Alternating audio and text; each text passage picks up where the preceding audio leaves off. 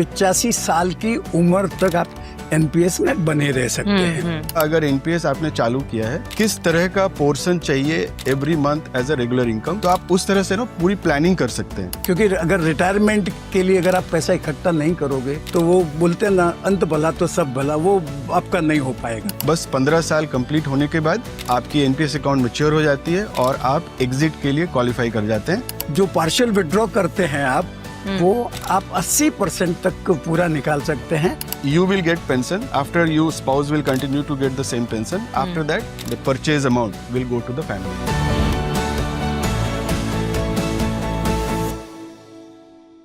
नमस्कार, स्वागत है आपका और आपके साथ मैं हूं स्मिता रशाल। आप देख रहे हैं एनपीएस जरूरी है। एनपीएस जरूरी है, ये तो हमने आपको अपने हर एपिसोड में लगभग बताया है और ये भी बताया है कि कौन कौन है वो लोग जिनके लिए एनपीएस बहुत जरूरी है। लेकिन आज हम आपको थोड़ा हटके बताएंगे।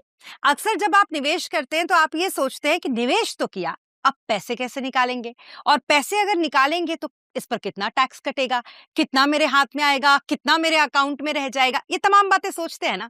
तभी तो ऐसा होता है ना कि आप निवेश करके तुरंत अपना पोर्टफोलियो देखते हैं, क्योंकि लालच तो वही रहता है कि ये जो पैसा यहाँ दिख रहा है ये हाथों तक कैसे पहुंचेगा। इसलिए इस बार एनपीएस जरूरी है कि हमारे एपिसोड में ये जानेंगे आप कि अगर आपने एनपीएस में अपना इन्वेस्टमेंट किया है तो फिर एनपीएस से ये पैसे आपको कैसे और किस तरीके से मिल सकते हैं, इस पर कैसे आपकी जो टैक्स की लायबिलिटी है वो कैसे बनती है और क्या है ये पूरा का पूरा प्रोसेस। और ये समझने के लिए हमारे साथ दो खास मेहमान इस वक्त मौजूद हैं। हमारे साथ टैक्स एक्सपर्ट बलवंत जैन इस वक्त मौजूद है, साथ ही हमारे साथ मिस्टर अमित इस वक्त मौजूद हैं जो कि सीईओ और फाउंडर हैं फ्लोटर वेल्थ के। आप दोनों का बहुत स्वागत है हमारे साथ इस शो पर। सबसे पहले मैं आपके पास आती हूँ अमित, मुझे सबसे पहले एक बात बताइएगा कि एनपीएस से जो पैसा निकालने का नियम है वो नियम क्या है, कुछ बदलाव किए गए इसमें या जो नियम पहले से चलता आ रहा है वही नियम है? बदलाव आए हैं और बहुत अच्छे बदलाव आए हैं। अब थोड़ा सा समझते हैं पहले कैसे होता था। जब भी एनपीएस की बात होती थी तो एक एरिया था जहां पे लोगों को बहुत कंसर्न होता था, वो था एग्जिट का प्रोसेस को लेकर, राइट। अब उसमें क्या था कि जब तक आपका उम्र 60 साल का नहीं होता है तो एनपीएस की मैच्योरिटी के लेवल तक नहीं पहुंचते हैं। मतलब आप इजीली विड्रॉ नहीं कर सकते हैं फंड, या फिर आपको एग्जिट करना है तो वो नहीं कर सकते हैं, कई सारे क्लॉज थे उसके। बट अब वो 60 इयर्स का जो कॉन्सेप्ट था उसको बिल्कुल हटा दिया गया है। अब एक वेस्टिंग पीरियड का कॉन्सेप्ट आ गया है जो कि 15 साल है। इसका मतलब ये हुआ कि अब आपका अगर एनपीएस आपने चालू किया है तो एग्जिट के लिए 60 साल के उम्र तक वेट करने की जरूरत नहीं है। आप बस 15 साल कंप्लीट होने के बाद आपकी एनपीएस अकाउंट मैच्योर हो जाती है और आप एग्जिट के लिए क्वालिफाई कर जाते हैं, और फिर कई सारे प्रोसेस हैं जिसके थ्रू आप एग्जिट कर सकते हैं। हाँ, आपने सही कहा। एनपीएस का नाम सुनते ही लोगों के दिमाग में वो कॉम्प्लिकेशंस ही आते थे, वो पैसे निकालने के। अभी भी आते हैं, लोगों को लगता है कुछ पैसा तो एनवीटी के नाम पे वहां रह ही जाता है। लेकिन बलवंत सर, मुझे एक बात बताइए, 60 साल की उम्र के बाद मान लीजिए कोई एनपीएस से अपना पैसा विड्रॉ करना चाहता है, तो ये पूरा प्रोसेस, ये नियम क्या है इसके लिए? देखिए, जब एनपीएस शुरू हुआ था तब 60 साल की उम्र है वो डेडलाइन थी। मतलब 60 साल की उम्र होते ही आपको पैसा निकालना पड़ता था या एन्युटी वगैरह खरीदनी पड़ती थी। इसके बाद रूल चेंज हुए।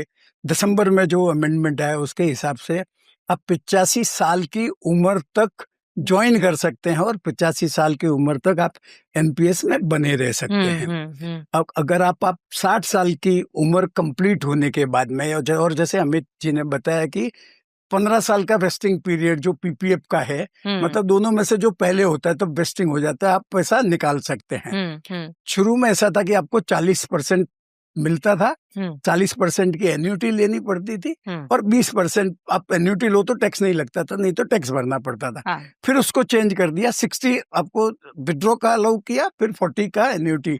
अभी जो दिसंबर में अमेंडमेंट है उसके हिसाब से आप 80% तक पूरा निकाल सकते हैं और 20% की आपको एन्युटी लेनी पड़ेगी। पर एक विसंगति मैं आपको बताना चाहूंगा कि अब पीएफआरडीए ने तो रूल चेंज कर दिया, परंतु इनकम टैक्स एक्ट में जो सेक्शन है 10(12)A है, उसके हिसाब से आज भी 60% तक ही आपका एग्जम्प्ट है। 40% तक की एन्युटी का आपको एग्जम्पशन है। तो आप 80% निकालोगे तो 20% तक जो विड्रॉल आप लमसम निकाल सकते हैं उस पर आपको टैक्स भरना पड़ेगा। लेकिन सर ये कम्युनिकेशन क्यों नहीं है, ये क्या होगा? मैं भी उम्मीद कर रहा था कि चूंकि इधर 80% का आ गया है तो इनकम टैक्स एक्ट में भी प्रोविजन है वो अलाइन हो जाने चाहिए। मुझे लगता है अगले साल के बजट में ये जो विसंगति है उसको दूर कर देंगे। अच्छा, ये जो एन्युटी थी ना अमित, ये कई बार लोगों को लायबिलिटी भी लगती थी और शायद पीएफआरडी ने इस बात को समझा। हालांकि आप कभी भी सुनेंगे पीएफआरडी के जो डायरेक्टर हैं वो हमेशा ये कहते हैं कि अगर लोगों को ये लगता है कि एन्युटी से कहीं ना कहीं उनके लिए लायबिलिटी है, उनका पैसा फंसा हुआ है, तो हम ये चाहते हैं कि उनका पैसा फंसा रहे, क्योंकि उनको ये पता होना चाहिए कि ये पेंशन स्कीम है, ये आपको पेंशन के तौर पे आपको मिलेगी और तभी मिलेगा जब आपका कुछ पैसा जमा हो, वरना आजकल तो आपको पता ही है कि लोग किस तरीके से हो गए हैं अपने इन्वेस्टमेंट को लेके। लेकिन जो एन्युटी की लायबिलिटी को थोड़ा कम किया गया, उसके बाद भी ये कैसे रोल प्ले करता है किसी के पेंशन के लिए, उसके बाद के फ्यूचर के लिए, किस तरीके से आप इसको देखते हैं? देखिए 40% जो पहले था वो थोड़ा सा नेगेटिविटी क्रिएट कर रहा था एंड अब जब वो 20% अलाउ कर दिया गया कि आपको मिनिमम 20% की एन्युटी लेनी है, ठीक है, तो अब क्या है कि थोड़ा सा लोगों को एक परसेप्शन क्रिएट हुआ कि चलो मेरा बहुत छोटा पैसा जो है वो फंसेगा अगर वो उसको फंसना मानते हैं। बट मेरे तरफ से मैं ऐसे सोचता हूँ कि वो पैसा फंसता नहीं है, बल्कि वो ये इंश्योर करता है कि जब तक मैं और मे बी मेरी स्पाउस हम लोग जब तक जिंदा हैं तो हमारे लिए एक तरह का फाइनेंशियल सिक्योरिटी है, एक छोटा सा रेगुलर इनकम मेरे पास आते रहेगा और हमारे बाद वो जो 20% का पैसा है वो मेरी फैमिली को जा सकता है।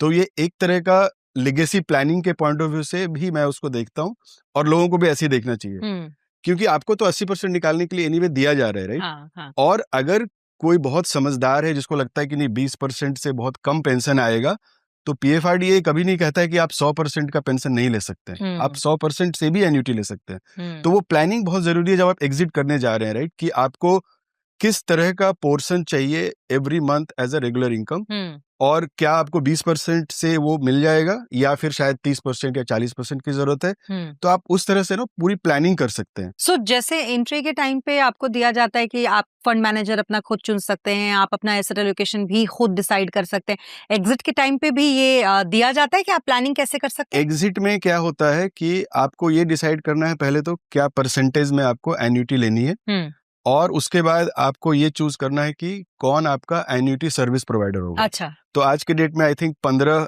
इंश्योरेंस कंपनीज है जो पीएफआरडीए के साथ टाइड अप है।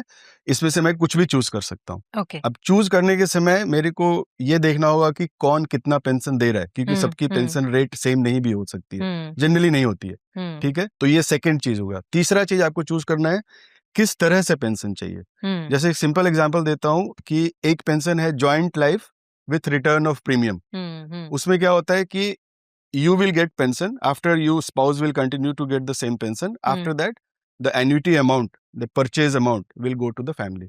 इस तरह से और 4 5 6 ऑप्शंस हैं, तो वो आपको चूज करने होते हैं। आपने एक बार ये चूज कर लिया कि परसेंटेज कितना चाहिए एन्युटी प्रोवाइडर कौन चाहिए और कौन सा पेंशन चाहिए, तो आप उसको फिर मतलब कंप्लीट कर सकते हो जो एग्जिट प्रोसेस है। ओके।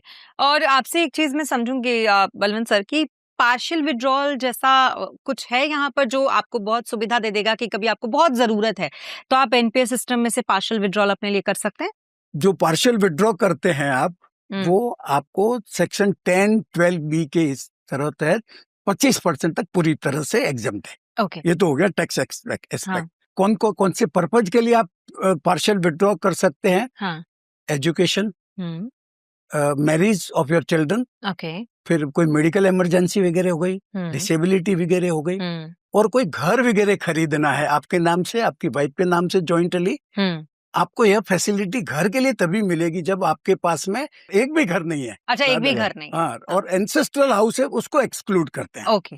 अच्छा, इसमें जो विड्रॉल है वो आपका खुद का जो कंट्रीब्यूशन है, उसका 25% तक आप ले सकते हैं। अच्छा। 60 साल की उम्र के पहले 4 साल का गैप होना चाहिए, और 4 बार मैक्सिमम आप विड्रॉ कर सकते हैं। 60 साल की उम्र के बाद में आप हर 3 साल में विड्रॉ कर सकते हैं। ये पार्शियल विड्रॉल का ये टैक्स एक्सपेक्ट भी हो गया, पर्पज भी हो गया और क्वांटम भी हो गया। बिल्कुल, बहुत अच्छी तरीके से आपने इसको समझाया। अब मुझे अमित एक बात समझाइए, मान लीजिए एनपीएस में किसी ने अपना इन्वेस्टमेंट किया, भगवान ना करे अब वो इस दुनिया में नहीं रहा, सो जो उसका नॉमिनी होगा वो कैसे विड्रॉल करेगा? डेथ के केस में चीजों को सिंपल रखी गई है। यहाँ पर आपकी जो पूरी फंड वैल्यू है वो नॉमिनी पूरा का पूरा पैसा विड्रॉ कर सकता है एक बार में। एक बार में एन्युटी की जरूरत नहीं है। हालांकि एक प्रोविजन भी है कि अगर उसको भी एन्युटी मॉडल में जाना है तो वो जा सकते हैं और वो टैक्स फ्री भी रहेगा। जो पूरा 100% विड्रॉल होगा वो उनके हाथ में टैक्सेबल भी नहीं होगा। और वो उनके ऊपर है कि 40% एन्युटी चुनते हैं या 20%। मतलब अगर उनको एन्युटी लेनी है तो ले सकते हैं, बट उस केस में क्या है कि जरूरी नहीं है कि एनपीएस इकोसिस्टम के थ्रू ही आप एन्युटी लो। आप पूरा पैसा विड्रॉ करने के बाद डायरेक्टली भी किसी इंश्योरेंस कंपनी के पास जाके एन्युटी खरीद सकते हो, या फिर आपको किसी और तरह से इन्वेस्टमेंट करना है तो वो भी कर सकते हो। ओके, आप बलवंत सर एक बात बताइए, जो आपने बताया पार्शियल विड्रॉल के बारे में या फिर आप किस तरीके से उसमें पैसा निकाल सकते हो, अभी आपने देखा होगा पीएफआरडीए ने जो ये एनपीएस सिस्टम है इसको हर एक वर्ग तक पहुंचाने के लिए ना डिवाइड किया है। जैसे किसानों के लिए एनपीएस है, गिग वर्कर्स के लिए एनपीएस है, आपके एमएसएमई में जो काम कर रहे हैं छोटे कारीगर जो हैं उनके लिए एनपीएस है। तो क्या जो ये विड्रॉल का सिस्टम है सबके लिए एक जैसा काम करेगा? हाँ, विड्रॉल का सिस्टम एक जैसे काम करेगा, पर मैं अमित जी ने जो डेथ के टाइम पे जो क्लेम है उस पर ऐड करना चाहूंगा। जो गवर्नमेंट एम्प्लॉय है और उनकी डेथ अगर हो जाती है तो उस केस में 8 लाख से कम कॉर्पस हुआ है तो पूरा पैसा निकाल सकते हैं। 12 लाख रुपए 8 और 12 के बीच में है तो आप 6 लाख मैक्सिमम निकाल सकते हैं और बाकी का 6 किस्तों में निकाल सकते हैं। परंतु अगर उससे ज्यादा है तो उनके जो डिपेंडेंट है उनको मैंडेटरीली एन्युटी खरीदनी पड़ेगी। अच्छा। और उसमें 80-20 का रूल नहीं है, वहाँ पे 60-40 है। तो गवर्नमेंट एम्प्लॉई है तो उसको 40% की एन्युटी खरीदनी पड़ेगी, उसके लिए 20% का 20% का ऑप्शन नहीं है। एग्जिट प्रोसेस थोड़ा अलग है गवर्नमेंट के लिए। अच्छा, क्या है गवर्नमेंट एम्प्लॉय के लिए एग्जिट प्रोसेस? जैसे कि इन्होंने बोला कि उनका 60-40 अभी भी है। तो वो चालू रहेगा, क्योंकि वो तो कॉर्पोरेट के लिए चेंज किया था उन्होंने। जबकि प्लस उनका जो सुपर एन्युएशन डिसाइड होगा उनका रिटायरमेंट एज के हिसाब से।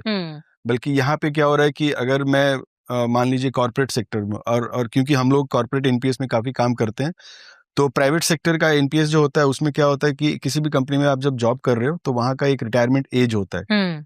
लेकिन आप मान लीजिए वो जॉब छोड़ दिए हो तो आप अपने अकाउंट को कॉर्पोरेट सेक्टर से चेंज करके ऑल सिटीजन में चले आ सकते हो और उसके बाद आपको वो 15 साल का वेस्टिंग वाला जो कॉन्सेप्ट है उसमें आपको एग्जिट का ऑप्शन मिल जाएगा। तो आपको वो फ्लेक्सिबिलिटी ज्यादा है प्राइवेट सेक्टर में। और इन्होंने जो बताया कि आपको 8 लाख का कॉर्पस है तो पूरा विड्रॉ कर सकते हो, 8 से 12 है तो 6 लाख और 6 लाख इन सिस्टमैटिक विड्रॉल, वो कॉन्सेप्ट प्राइवेट सेक्टर में भी काम करता है अगर आपको एग्जिट करनी है after 15 year of vesting period. मान लीजिए कि मुझे नहीं रखना है एनपीएस में पैसा और अब मैं सोच रही हूँ कि मैं अभी ही अपना पैसा निकालती हूँ, मुझे सिर्फ 10 साल हुए हैं, अब वो जो 15 साल का एक पीरियड है वो मैंने कंप्लीट नहीं किया, तो प्रोविजन क्या कहेगा मेरे लिए? तो ऐसा उस केस में आपको 80% की मैंडेटरीली एन्युटी खरीदनी पड़ेगी। 80%? 20% आपको एग्जम्पशन मिलेगा। परंतु अगर आपका जो एक्यूमुलेटेड कॉर्पस है वो 5 लाख तक है तो आप पूरा विड्रॉ कर सकते हो। यह बढ़ा दिया गया है, पहले ये 2.5 लाख रुपए 2.5 लाख था। ओके, एंड वही जो मैं अगेन आपके पास, लेकिन यहाँ पर भी एक और चीज ऐड करता हूँ कि पहले लॉक इन पीरियड भी होता था। 5 साल का लॉक इन पीरियड था, तभी आप प्री मैच्योर एग्जिट कर सकते हो, अब वो लॉक इन नहीं है। तो वहां पे भी एक इन्वेस्टर फ्रेंडली रिफॉर्म लाया गया है। मान लीजिए स्पेशली जब कॉर्पोरेट सेक्टर में या ऑल सिटीजन में भी जब लोग बात करते हैं ना तो कई बार सोचते हैं लोग कि चलो ठीक है ट्राई कर लेते हैं, 1-2 साल इन्वेस्ट करके देखते हैं। तो वो देखते हैं का जो अब जो है ज्यादा इजी है करना, क्योंकि मान लीजिए आपने 2 साल इन्वेस्ट किया, आपका कॉर्पस 1 लाख बना है, 2 लाख बना है, और तब आप एक इन्फॉर्म डिसीजन लेते हो कि ठीक है मेरा एक्सपीरियंस अच्छा रहा या नहीं रहा। अगर नहीं रहा तो आपको पूरा पैसा विड्रॉ करने को मिल रहा है क्योंकि अभी तक वो 5 लाख नहीं हुआ है। तो अब इजी है किसी के लिए ट्राई करने के लिए, जो पहले शायद थोड़ा सा प्रॉब्लम होती थी। अच्छा, एक चीज मुझे बताइए, इसको फ्लेक्सिबल बनाने की बड़ी कोशिश की पीएफआरडीए ने और अभी चल भी रही है इसको फ्लेक्सिबल करने की तैयारी, क्योंकि तभी कोई प्रोडक्ट जितना फ्लेक्सिबल होगा उतना ज्यादा उसको एक्सेप्ट किया जाएगा निवेशकों के द्वारा। आपकी नजर में ऐसे केसेस आए कि हाँ उनको लगने लगा कि ठीक है चलो इतना झंझट नहीं है, इसको ले सकते हैं, पोर्टफोलियो में शामिल कर सकते हैं, ऐसा लगता है? अब रिफॉर्म के बाद अगर मैं कहूँ तो जो जिस हालात में अब है एनपीएस, आई थिंक अब सबको लेना चाहिए, सबको इसमें इन्वेस्ट करना चाहिए, कुछ portion of your total investable saving, right, आपको एनपीएस में रखना चाहिए, क्योंकि ये एक आपको स्टेबल ग्रोथ दे सकता है। और अभी आपके पास बहुत सारा ऑप्शन आ गए, जैसे फंड, कई सारे एमएसएफ आ गए हैं, तो आप एक तरह से ना, जैसे आप म्यूचुअल फंड में पोर्टफोलियो बनाते थे मल्टीपल फंड्स के, मल्टीपल फंड हाउसेस के, अब वो चीज आप यहाँ भी कर सकते हैं। तो क्यों नहीं, क्योंकि यहाँ पे अल्टीमेटली आपको overall taxation point of view से it is treated much better, right, plus lock in खत्म हो गया, प्लस 5 लाख के अंदर है तो आप विड्रॉ पूरा कर सकते हो, मतलब काफी सारी फ्लेक्सिबिलिटी आ गई। 15 साल का आपका वेस्टिंग पीरियड हो गया। अब 25 साल का लड़का पहले जब करता था तो उसको लगता था 60 साल तक कौन इन्वेस्ट करेगा, राइट, मेरा पैसा पूरा फंसा हुआ, उसके बाद भी सिर्फ 60% ही मिलेगा। अब वो 15 साल हो गया, फिर एन्युटी 20% हो गया मैंडेटरी। तो ये सब चीजों को आप देखोगे ना, तो काफी इजी हो गया है for someone to take a decision कि yes this is a good investment for him. Exactly. और आप देखिए नया न्यू, मैं ऐड करना चाहूंगा, पीएफआरडीए एनपीएस को अट्रैक्टिव बनाने की कोशिश कर रहे हैं। इनकम टैक्स डिपार्टमेंट बोलता है हम लोग कुछ डिडक्शन आपको देंगे नहीं, हमें नहीं तो पता। बराबर है, तो जो न्यू टैक्स रेजिम में ऑप्ट करते हैं उनको कोई टैक्स बेनिफिट नहीं मिलता है। नहीं तो हमारे जैसे लोग जो है वो 1.5 लाख के ऊपर जो एडिशनल जो ATCCD 1B का जो डिडक्शन मिलता था 50,000 का, वो लेने के लिए हमने एनपीएस अकाउंट खोला। आप बिलीव नहीं करेंगे, हमारे एनपीएस जरूरी है कि पहले एपिसोड से लेकर आज तक के एपिसोड पर हमने एन्युटी पे काफी चर्चा की, और आप जैसे जो भी गेस्ट आए उन्होंने इसमें रिफॉर्म की काफी बातचीत की, और हमें लगता है कि शायद पीएफआरडीए इस बारे में भी आगे सोचे। आई थिंक इन्होंने एक्यूमुलेशन फेज का रिफॉर्म्स काफी हद तक कर दिया है। अब थोड़ा पोस्ट रिटायरमेंट या पोस्ट वेस्टिंग पीरियड वाले को भी देखना जरूरी है। और जिस तरह से पिछले 1 साल में आई थिंक पीएफआरडीए ने इन कई सारी चीजों को जो पहले नेगेटिव थी अब बेटर कर दिया है। मुझे लगता है शायद अगले और 1 साल में एन्युटी वाला भी चीजों को देखा जाएगा, मुझे लगता है। बराबर है। मैंने जैसे बताया आपको कि एक तो 20% का जो एक ही प्रोडक्ट आप ऑफर कर रहे हो वो एकदम गलत है। तो अगर निकाल देवें तो थोड़ा अट्रैक्टिव हो जाएगी कि भाई आप दूसरी और प्रोडक्ट है वो ऑप्शन दे सकते हैं। परंतु मेरी व्यक्तिगत राय में, चूंकि इंडिया में कोई सोशल सिक्योरिटी नहीं है, पहले जॉइंट फैमिली हुआ करती थी, आजकल बच्चे अलग जगह पे रहते हैं। एक तो बच्चे साथ में रह रहे, बच्चे घर चला रहे, वो दूसरी बात होती है। एक आप अलग से रहते हो और बच्चों से पैसा मंगवाना है, वो थोड़ी एम्बैरेसिंग पोजीशन होती है। So you are left to fend for yourself. तो इसके लिए प्रोडक्ट बहुत अच्छी है, पर अपना माइंड सेट नहीं हुआ है अभी तक तैयार उसके लिए। क्योंकि अगर रिटायरमेंट के लिए अगर आप पैसा इकट्ठा नहीं करोगे तो आपको 60 साल की उम्र के बाद में आपकी कमाने की ताकत ऑलमोस्ट नील हो जाती है। और अगर आपने रिटायरमेंट के लिए पैसा इकट्ठा नहीं किया है तो वो बोलते ना, अंत भला तो सब भला, वो आपका नहीं हो पाएगा। बिल्कुल।